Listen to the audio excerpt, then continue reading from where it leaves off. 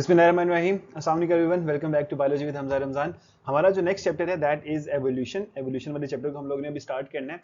तो अगर आप लोगों ने पिछले चैप्टर्स नहीं देखे, एक दफ़ा उनको लाजमी देखिएगा। अगर कोई भी क्वेश्चन होगा तो आप लोगों ने कमेंट सेक्शन में मुझे लाजमी तौर पे बताना है। और अगर आपको ये जो किप्स के एमसीक्यूज डिस्कशन की सीरीज है इसको फॉलो करना है, इसकी वीडियोस आप लोगों को मिलती रहें, आप लोग अगर ये चाहते हैं तो इस चैनल को लाजमी तौर पे सब्सक्राइब कीजिएगा। तो अभी हमारे पास जो एवोल्यूशन का चैप्टर है, इसके हम लोग अलग अलग पार्ट्स नहीं बनाएंगे, ये एक ही पार्ट के अंदर पूरा का पूरा चैप्टर जो वो कवर हो जाएगा। तो कॉन्सेप्ट्स ऑफ एवोल्यूशन की तरफ अगर हम आए तो सबसे पहला क्वेश्चन है, series of changes in the genetic composition of a population over time is called. देखिए यार, अगर किसी भी पॉपुलेशन, पूरी की पूरी पॉपुलेशन की जेनेटिक कंपोजिशन जो है वो ओवर टाइम चेंज हो रही है, इसका मतलब है उनके अंदर नए नए कैरेक्टरिस्टिक्स जो है वो डेवलप हो रहे होंगे। तो ये जो फिनोमिना होगा, ये जो प्रोसेस होगा, it will be known as evolution. जो वक्त के साथ साथ तब्दीलियां आती हैं उनको हम लोग एवोल्यूशन का नाम देते हैं।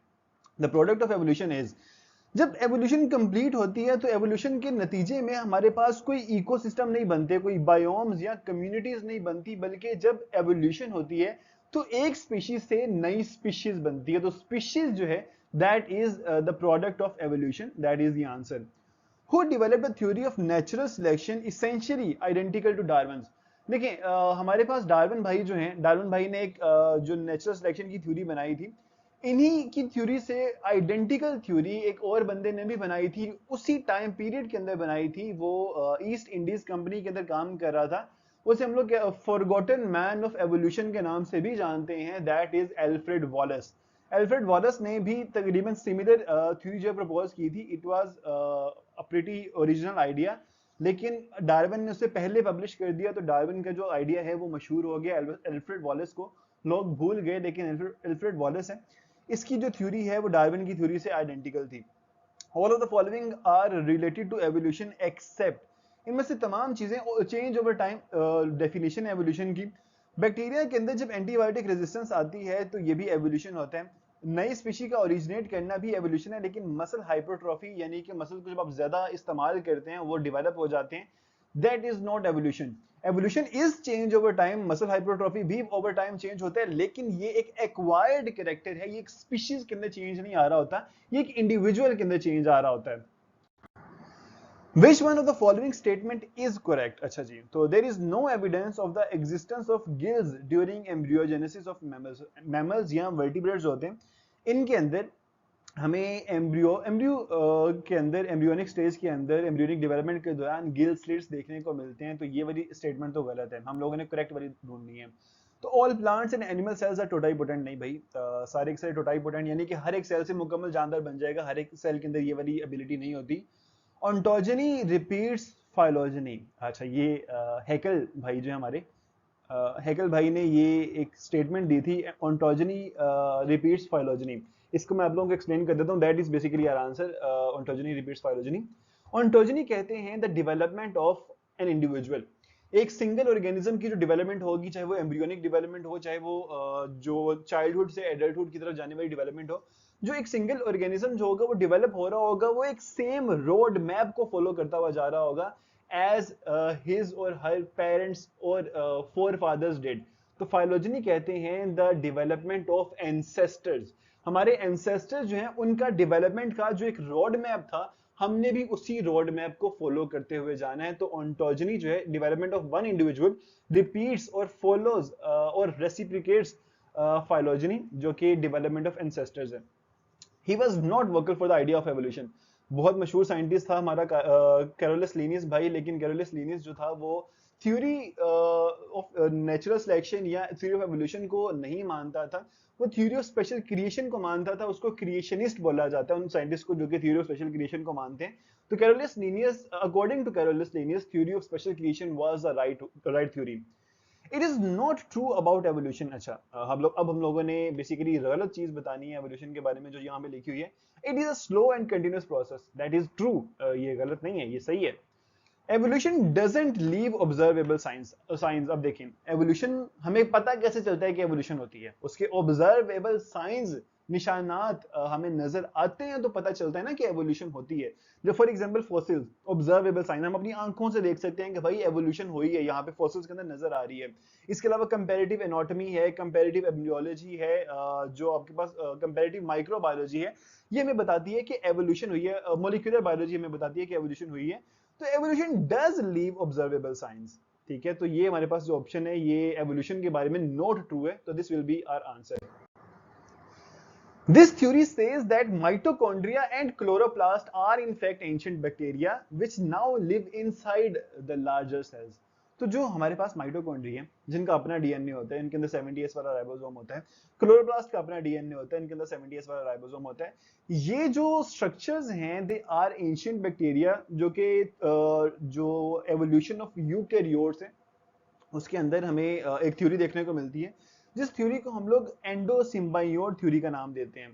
कि क्लोरोप्लास्ट और माइटोकॉन्ड्रिया जो है वो एक एंशिएंट बैक्टीरिया थे जो एक बड़े बैक्टीरिया के अंदर चले गए, लेकिन उस बड़े बैक्टीरिया ने उसको डाइजेस्ट करने के बजाय उसको अपने अंदर रख लिया और उन्होंने मिलजुल के जिंदगी गुजारना स्टार्ट कर दी। That is endosymbiont theory. Life started about, according to scientist, ये सिंपल याद करने वाला क्वेश्चन है, इसमें कोई समझने वाली चीज नहीं है। साइंटिस्ट मानते हैं कि तकरीबन 3.5 अरब साल पहले इस दुनिया के ऊपर जिंदगी जो है वो शुरू हो चुकी थी, और 3.5 अरब साल के दौरानिए के अंदर लाइफ के अंदर जो एवोल्यूशन आती गई उसने हम लोगों को पैदा किया। तो लामार्किज्म की अगर बात करें, लामार्क, हॉर्न बैप्टिस्ट डी लामार्क एवोल्यूशन के अंदर सबसे पहले जिसने काम किया था दैट वाज लामार्क, जिसने एक प्रॉपर थ्योरी प्रपोज की। ऑल्दो वो थ्योरी गलत थी, लेकिन उसने सबसे पहले थ्योरी प्रपोज की थी एवोल्यूशन को एक्सप्लेन करने के लिए। तो adaptations that an organism acquires by its own actions are, जो नॉर्मली हम लोगों ने यहाँ पे ये नहीं देखना कि लामार्किज्म के मुताबिक क्या चीज सही है, हम लोगों ने बेसिकली उसमें से निकाला है ये वाला। तो नॉर्मली जो अडेप्टेशंस होती हैं एक इंसान या एक ऑर्गेनिज्म अपनी लाइफ के दौरान एक्वायर करता है। स्किल्स हैं, आपको इंग्लिश बोलनी आती है अगर सपोज करने, दैट इज अ स्किल। अगर एक इंसान जो कि इंग्लिश बोलता है उसके बच्चे पैदा होंगे, क्या वो ऑटोमेटिकली इंग्लिश बोल रहे होंगे? नहीं ना बोल रहे होंगे। तो जो हम अपनी लाइफ टाइम के दौरान एडेप्टेशंस को एक्वायर करते हैं दे आर नॉट हेरिटेबल, वो हेरिटेबल नहीं होती, वो आगे नहीं जाती। Lamarck presented a mechanism to explain, Lamarck ने बेसिकली ये बताया था कि एडेप्टेशन जो होती हैं वो किस तरह आगे जाके एवोल्यूशन का हिस्सा बनती हैं। जैसे जिराफ की नेक है वो किस तरह से एक्सटेंड होती गई, तो बेसिकली एडेप्टेशंस इवॉल्व किस तरह से होती हैं, that is what was explained bye Lamarck. Which one is according to Lamarckism is true? According to Lamarckism की हम लोगों ने बात करनी है। हम लोगों ने ये नहीं देखना कि ये वाकई में ट्रू है, हम लोगों ने देखना है कि Lamarckism के मुताबिक कौन सी चीज सही है। तो वेरिएशन की वजह से अडेप्टेशन नहीं, अडेप्टेशन पहले होती है, कोई एक ऑर्गेनिज्म चीज को अडेप्ट करेगा उसमें वेरिएशन आएगी। रिकम्बिनेशन देन वेरिएशन नहीं, अडेप्टेशन इसमें लाजमी है। Adaptations then variation then inheritance, yes that question is, that option is true. Which statement is contradictory to Lamarckism? तो लामार्किज्म के मुताबिक अगर हम एक ऑर्गन को बहुत ज्यादा यूज करेंगे वो ज्यादा डेवलप हो जाता है, और वो जो एक्वायर्ड कैरेक्टर है वो अगली जनरेशन में भी जाएगा। तो acquired characters can be passed to offsprings, ये तो लामार्किज्म के मुताबिक सही है, गलत नहीं है। कॉन्ट्राडिक्टरी यानी कि गलत हमने देखना है। एक्सटेंसिव यूजेज कॉजेज हाइपरट्रॉफी, ये भी सही है। डिसयूज कॉज एट्रोफी, ये भी सही है। मतलब लामार्किज्म के मुताबिक हम लोगों ने यहाँ पे चीज देखनी है, ये वैसे भी ये वाले जो 2 पॉइंट्स हैं ये सही है। Acquired characteristics can't be inherited, Lamarckism के ये ऑपोजिट जाती है बात। Which of the following is not an example of disuse of organs? Disuse of organs का मतलब है कि अगर हम उन organs को इस्तेमाल नहीं कर रहे तो with the passage of times वो organs जो है वो डैमेज, वो खत्म हो जाएंगे, बिल्कुल सफाई हस्ती से मिट जाएंगे। तो यहाँ पे अगर हम इसकी हम लोगों ने देखना है कि नॉट एन एग्जाम्पल, उस चीज की एग्जाम्पल नहीं है, that is shedding of teeth. अगर हम ज्यादा यूज करेंगे तो वो खत्म हो जाते हैं, लेकिन अगर ना इस्तेमाल किया जाए तो वो शेड नहीं होते उस तरह से। Which is not related to the idea of use and disuse, okay? कि यूज करने से चीज बढ़ेगी, डिसयूज करने से उसका साइज जो है वो कम हो जाएगा। Extensively use body parts become longer and stronger, ये तो उससे रिलेट करता है। Disuse body parts are deteriorated, बिल्कुल सही है। बिगर बाइसेप्स ऑफ ब्लैकस्मिथ, ये भी उससे रिलेट करता है। Different types of beaks present in finches, ये जियोलॉजिकल डिस्ट्रीब्यूशन की एग्जांपल है, ये यूज या डिसयूज से इसका कोई ताल्लुक नहीं है। जो फिंचेस की बीक्स थी वो अलग अलग फूड के हिसाब से अडेप्ट हुई थी, तो this is the correct answer. First ever theory which explained evolution is a process. अब देखिए बच्चों, आप लोगों ने ये चीज याद रखनी है कि सबसे पहली जो थ्योरी थी जो कि बता रही थी कि एवोल्यूशन ऐसे नहीं हो जाती, इट इज अ प्रोसेस, एक लंबा प्रोसेस है। इसमें चंद एक एडेप्टेशंस आती हैं जो कि स्टोर होती हैं। ऑल्दो लामार्क का ये जो नजरिया था उस चीज को देखने का वो गलत था, लेकिन लामार्क ने ये वाली बात सही बताई थी कि it happens with the passage of time, ये ग्रेजुअल प्रोसेस है।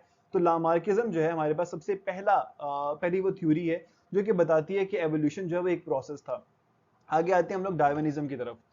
डार्विन ने यूनिक फोना और फ्लोरा कहाँ पे ऑब्जर्व किया, तो हम लोगों को पता है कि वो बहामास या मालदीव्स तो नहीं गया था, वो गैलापेगस आइलैंड पे गया था, आइलैंड्स पे गया था, और वहां पे उसने यूनिक फोना और फ्लोरा देखा जो कहीं और नहीं पाया जाता। तो फिर उसको पता चला कि यार जो जियोलॉजिकल डिस्ट्रीब्यूशन है ऑर्गेनिजम्स की, ये भी एक रोल प्ले करती है ऑर्गेनिजम्स की एवोल्यूशन के अंदर। Darwin perceived origin of new species and, अच्छा डार्विन के मुताबिक हमारे पास जो ओरिजिन ऑफ न्यू स्पीशी है ये किस चीज की वजह से होती है, कौन कौन सी ऐसे फैक्टर्स होते हैं जो कि ओरिजिन ऑफ न्यू स्पीशीज के अंदर अपना रोल परफॉर्म कर रहे होते हैं, प्ले कर रहे होते हैं। तो दैट इज अडेप्टेशंस। अडेप्टेशंस वक्त के साथ साथ ऐड होती जाती हैं, वो ऐड होती जाएंगी, और हमारे पास जो नया ऑर्गेनिज्म प्रोड्यूस हो रहे होंगे वो पहले वाले ऑर्गेनिज्म से डिफर करते जाएंगे, और एक टाइम ऐसा आएगा कि वो मुकम्मल तौर पे अलग स्पीशीज जो बन जाएंगे। What is the perception of Darwin about unity of life? Darwin के मुताबिक इस पूरी दुनिया के अंदर जितने भी ऑर्गेनिजम्स हैं वो एक सिंगल बीइंग से प्रोड्यूस हुए हैं। तो all organisms descend from a common ancestor, पहला ही आंसर सही है यहाँ पे। अगले भी देख लेते हैं, all organisms are created specially by divine force. यहाँ पे हमारे पास ये वाला जो आंसर है ना, ये स्पेशल क्रिएशन वाली थ्योरी है, तो ये डार्विन की थ्योरी के कॉन्ट्राडिक्ट है। All organisms share a common biological composition, ऐसा नहीं होता, कॉमन कंपोजिशन नहीं होती, डिफरेंट कंपोजिशन होती है। All organisms arise from non living things, ये जो हमारे पास ये थ्योरी है ये भी गलत है। तो ए आंसर जो है इसका करेक्ट है। Over production of individuals lead to dash amongst the member of a population. देखें, एक पॉपुलेशन है उसमें एक ना स्पेसिफिक लिमिट तक रिसोर्सेज मौजूद हैं, फूड या कोई भी चीज स्पेसिफिक लिमिट तक मौजूद है। जब उस लिमिट से एक्सीड कर जाएंगे जानदार जिनको वो वाला फूड चाहिए, तो आपस में compete करेंगे, ताकि हर एक ऑर्गेनिज्म को फूड बेसिकली ना मिले, जिसको चाहिए वो जो ज्यादा फिट होगा उसको फूड मिल जाएगा, तो इनके अंदर कंपटीशन होगा। According to Darwin, Dash become better adapted to local environment through natural selection. तो किसी भी इन्वायरमेंट के अंदर, लोकल इन्वायरमेंट में रहने वाली जो पॉपुलेशन होती है वो उस इन्वायरमेंट के मुताबिक ज्यादा अच्छे तरीके से अडेप्ट कर जाती है थ्रू नेचुरल सिलेक्शन। कैसे? एक पॉपुलेशन है, वो एक इन्वायरमेंट में रह रही है, वो इन्वायरमेंट बहुत ठंडा है, उस इन्वायरमेंट में उस पॉपुलेशन के सिर्फ वही ऑर्गेनिज्म सर्वाइव करेंगे जो कि ठंड को बर्दाश्त कर सकते हैं। जिनको ठंड नहीं बर्दाश्त होती वो वहां पे सर्वाइव ही नहीं करेंगे, वो वहां से निकल जाएंगे, यानी कि वो डेड हो जाएंगे वहां पे। तो वो जो एक सिंपल पॉपुलेशन बची पहले, उसमें बहुत से ऐसे ऑर्गेनिजम्स थे जो कि उस इन्वायरमेंट के मुताबिक सूटेबल नहीं थे, लेकिन with the passage of time जब नेचुरल सिलेक्शन हुई तो सिर्फ वही वाले ऑर्गेनिज्म रह गए जो कि उस इन्वायरमेंट के मुताबिक सूटेबल हैं। तो पॉपुलेशन जो है वो ज्यादा बेहतर अडेप्टेड हो गई उस इन्वायरमेंट के मुताबिक।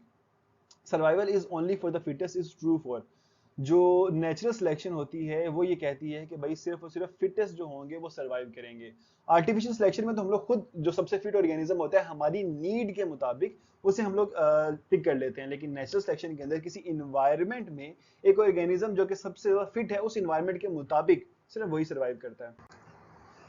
अच्छा, ये थोड़ा सा ब्लर है लेकिन हम लोग अभी वैसे इसको पढ़ लेते हैं। Survival in the struggle for existence depends upon, जो स्ट्रगल फॉर एग्जिस्टेंस है किसी भी ऑर्गेनिज्म के सर्वाइवल की, that depends upon the heredity constitution. देखो, किसी भी ऑर्गेनिज्म के अंदर जो कैरेक्टरिस्टिक्स होंगे वो उसकी जेनेटिक्स के बेस पर डेवलप हुए होंगे, जो कि उसको इस काबिल बनाएंगे कि वो किसी इन्वायरमेंट में सर्वाइव कर सके। How many types of finches were observed bye Darwin in Galapagos islands? तो ये आंसर हम सभी को पता है, इसमें कोई समझने वाली चीज नहीं है। That is 14 finches were discovered और observed in Galapagos islands. Which one is related to natural selection? अच्छा, नेचुरल सिलेक्शन कब होती है? जब एक छोटा सा हमारे पास सपोज कर लें कि ये एरिया है, इसके अंदर ना स्पेसिफिक अमाउंट में फूड जो मौजूद है, इसके अंदर ऑर्गेनिज्म जो है वो उस अमाउंट से ज्यादा इंक्रीज कर जाते हैं जो कि सारे के सारे सर्वाइव नहीं कर सकते। तो जब ज्यादा ऑर्गेनिजम्स होंगे, लेस रिसोर्सेज होंगे, तो उनके दरमियान कंपटीशन प्रोड्यूस होगा, दैट इज नेचुरल सिलेक्शन। तो मोर पीपल मोर रिसोर्सेज नहीं, more people less resources more competition, that is natural selection. Darwin's theory of evolution was mainly based on the evidences from, जो Darwin है, Darwin ने अपनी evolution की जो theory बनाई थी उसमें उसने जो जियोग्राफिकल डिस्ट्रीब्यूशन ऑर्गेनिजम्स की वो देखी कि अलग अलग जगह पे रहने वाले जो जानदार हैं उनके अंदर स्पेसिफिक कैरेक्टर्स हैं जो कि सिर्फ और सिर्फ उस जगह के लिहाज से डेवलप्ड हैं। तो जियोग्राफिकल डिस्ट्रीब्यूशन देखी, फिर उनके फॉसिल रिकॉर्ड को देखा, पैलियोंटोलॉजी को स्टडी किया, तो उसे पता चला कि यार किस तरह से एवोल्यूशन जो है वो प्रोसीड करती है। This is the right answer. उसने एम्ब्रियोलॉजी को स्टडी नहीं किया था, उसने कंपैरेटिव एनाटॉमी को स्टडी नहीं किया, उसने जियोलॉजी को स्टडी नहीं किया, बायोजियोग्राफी को स्टडी किया। Over many years, two populations could become dissimilar enough to be designated as separate species that is applied upon. जो गैलापेगस आइलैंड्स हैं ना, उनके अंदर क्या था कि अलग अलग आइलैंड्स थे। अब यहाँ पे ना सपोज करें ये 4 आइलैंड्स हैं, इनमें से आइलैंड ए, बी, सी और डी, इन चारों के ऊपर अलग अलग जानदार जो वे रहते हैं। वक्त गुजरता जाए और इन चारों अलग अलग जानदारों के अंदर आपस में इतनी ज्यादा डिसिमिलैरिटीज प्रोड्यूस हो जाएं कि एक वक्त के बाद ये बिल्कुल आपस में रिजेंबल ना करें। तो यही सेम चीज हुई थी गैलापेगस आइलैंड्स के अंदर की जो फिंचेस थी उनके अंदर भी यही चीज हुई थी। बायोजियोग्राफी की वजह से जो स्पीशिएशन होती है वो बिल्कुल इसी तरह से वर्क करती है। Which is not a geographical barrier. Geographical barrier जो कि दो अलग अलग रीजन को एक दूसरे से अलग अलग रखता है, उनको आपस में मर्ज नहीं होने देता। तो ocean is a geographical barrier, low land and mountains are geographical barriers, लेकिन एटमोस्फेयर नहीं होता जो कि हवा में है, बेसिकली वो जियोग्राफिकल बैरियर का काम नहीं करता। According to the theory of natural selection, organisms produce, अभी अभी हम लोगों ने पहले भी बात की, एमडी कैट में आ चुका है सवाल, organisms produce more offsprings than supported by the environment, और फिर उनके दरमियान में एक कंपटीशन जो है वो क्रिएट हो जाता है। Which animals support Darwin's view of inheritance of desirable variation? देखिए जो गैलापेगस की फिंचेस हैं उनकी क्या वेरिएशन है, हर एक आइलैंड के ऊपर अलग अलग फिंचेस मौजूद हैं, उनकी क्या वेरिएशन है। उनकी बीक एक दूसरे से डिफरेंट थी। बीक क्यों डिफरेंट थी? हर एक आइलैंड के ऊपर मौजूद फूड की जो वैरायटी थी वो डिफरेंट थी। तो उन्होंने उस फूड को खाने के लिए अपनी जो डिजायरेबल वेरिएशन है उसको रखा, बाकी वेरिएशन को नहीं रखा। तो जो गैलापेगस फिंचेस हैं दे आर द एग्जांपल्स जो डार्विन का जो व्यू होता है उसको सपोर्ट करती हैं। Dash occurs because natural selections give some alleles a better chance of survival than others. तो जब कभी भी ऐसा होता है कि नेचुरल सिलेक्शन जो होती है वो कुछ अलील्स को ज्यादा बेहतर चांस देती है, बाकी अलील्स को चांस नहीं देती। जिन अलील्स को चांस नहीं मिलेगा वो एक जीन पूल से निकल जाएंगी। जो अलील्स रहेंगी सिर्फ वही आगे जाके जो है ना वो ऑर्गेनिजम्स को प्रोड्यूस करती जाएंगी और हमारे पास over a period of time evolution होगी। नियो डार्विनिज्म की बात करें तो neo Darwinism has integrated discoveries and ideas from all except, तो नियो डार्विनिज्म के डार्विन और मेंडलिज्म को आपस में मिलाकर एक नई थ्योरी बनाई गई। इसमें टेक्सोनोमी को भी रखा गया, जेनेटिक्स को भी रखा गया, फॉसिल रिकॉर्ड को भी रखा गया, लेकिन जो ब्लड सीरम की स्टडी होती है उसको यहाँ पे नहीं रखा गया, सीरोलॉजी को नहीं रखा गया। न्यू डार्विनिज्म इज, तो अभी भी हम लोगों ने बात की कि डार्विनिज्म एंड मेंडलिज्म जो है इन दोनों को मिलाकर थ्योरी बनाई गई है, that is new Darwinism. The finches of Galapagos islands provide evidence in favour of, ये बच्चों देख लो गैलापेगस आइलैंड्स की फिंचेस के बारे में एक सिंगल कॉन्सेप्ट है मगर वो कितनी दफा रिपीट हो रहा है। म्यूटेशन की वजह से एवोल्यूशन नहीं होगी, सॉरी रेट्रोग्रेसिव एवोल्यूशन यानी कि पीछे की तरफ एवोल्यूशन नहीं हो रही, एवोल्यूशन ड्यू टू बायोजियोग्राफी हो रही है। बायोजियोग्राफिकली वो ऑर्गेनिज्म एक दूसरे से अलग अलग थे। Modern biological sciences suggest that dash are ancestors of all life forms. हम लोगों को पता है कि सबसे सिंपल ऑर्गेनिज्म सबसे पहले जो डेवलप हुए थे वो तमाम लाइफ फॉर्म के एंसेस्टर होंगे, प्रोकैरियोट्स हैं वो, जिनमें न्यूक्लियस नहीं होता। Dash provides a visual record in a complex series showing the evolution of an organism. हमें एनाटॉमी, एम्ब्रियोलॉजी या electron microscopy directly visual record provide नहीं करता, बल्कि फॉसिल रिकॉर्ड से एक विजुअल रिकॉर्ड मिल जाता है। The presence of gill slits in the embryos of all vertebrates supports the theory of, जो हमारे पास तमाम वर्टिब्रेट्स हैं उनके एम्ब्रियोज में गिल स्लिट्स मौजूद हैं। ये बेसिकली इस बात को बताती है कि एवोल्यूशन हुई थी, पहले तमाम ऑर्गेनिज्म सेम थे लेकिन वक्त के साथ साथ वो अलग अलग इन्वायरमेंट में जाते गए और उनके अंदर चेंजेस जो हैं वो आती गई, दैट इज एवोल्यूशन। तो ऑर्गेनिक एवोल्यूशन या ऑर्गेनिजम्स की जो एवोल्यूशन है वो इस चीज को इंडिकेट करता है। Which is not a character of fossils. Fossils जो हैं वो एक्चुअल रिमेन्स हैं जो पहले ऑर्गेनिजम्स रहते थे उनके, ये एंशिएंट ऑर्गेनिजम्स के ट्रेसेस होते हैं, उनकी बाकियात होती हैं। ये सैंड में, रेजिन में या आइस में हो सकते हैं but they can not be living. कम से कम 10,000 साल पहले जो एक ऑर्गेनिज्म जिंदा था उसकी बॉडी के रिमेन्स को हम लोग फॉसिल बोलेंगे। Functionally different but structurally alike organs are, जैसे इंसान का बाजू है वो वेल के फ्लिपर से डिफरेंट है, फंक्शनली डिफरेंट है, दोनों का काम डिफरेंट है। बैट का जो विंग है वो डिफरेंट काम करता है, लेकिन इनका स्ट्रक्चर जो है वो एक दूसरे से मिलता जुलता है, तो ये होमोलोगस ऑर्गन्स कहलाएंगे।